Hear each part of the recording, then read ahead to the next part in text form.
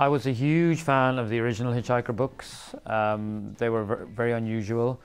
They were kind of a bolt of cynicism in the middle of all this worthy sci-fi where everybody was chosen. We had all these fantastic ships and these amazing aliens and this great lingo, and then shuffled and farted in the door came hitchhikers where nothing worked. I've used a lot of Douglas Adams' philosophy in the new book. So nobody's perfect. Everybody has their own area of stupidity and psychosis. The original Hitchhiker series had a very definitive end, a very sharp ending. But I never felt, and indeed Douglas didn't feel, that it was the proper ending to all the stories.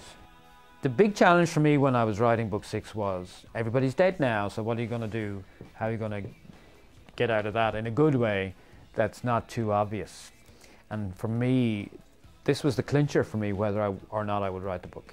The first thing was to head directly towards the obvious at full speed, so everybody thinks, oh yeah, here we go. I could have written this. You know, what's so great about this? And then at the last minute, you veer sharply into the improbable. And I brought back a lot of people that had been absent for a while, I think, and I don't think anyone will argue with that. A much loved character who has been away for 2 books is now come storming back, and I think people will be very happy to see that.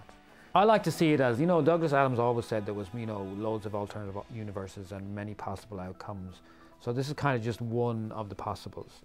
For me, this is the only book I'm going to do, because to do 1 book is a tribute, but to do 2 is to try to take on the mantle and say, you know, I'm the new Hitchhiker guy, which I'm not. 1 is respectful, I think 2 then is a bit much. But I think I would love to see someone else doing another one.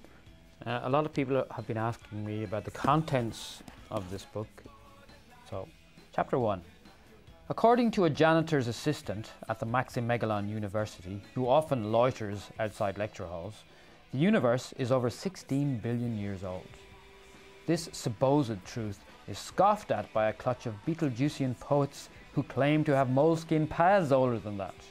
17 billion, they say, at the very least, according to their copy of the Wham Bam Big Bang Scrolls. A human teenage prodigy once called it at 14 billion, based on a complicated computation involving the density of moon rock and the distance between 2 pubescent females on an event horizon.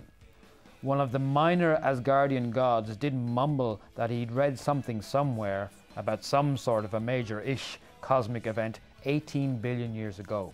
But no one pays much attention to pronouncements from on high anymore, not since the birth of the gods debacle, or Thorgate, as it has come to be known. However many billions it actually is billions, and the old man on the beach looked as though he'd counted off at least one of those millions on his fingers.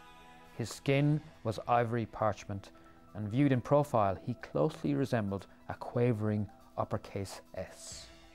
If you want to know more about And Another Thing, the 6th part in the Hitchhiker's Guide to the Galaxy series, you can go down to your bookstore right now and buy it. An Irish band, the Blizzards, amazing band, are releasing a single.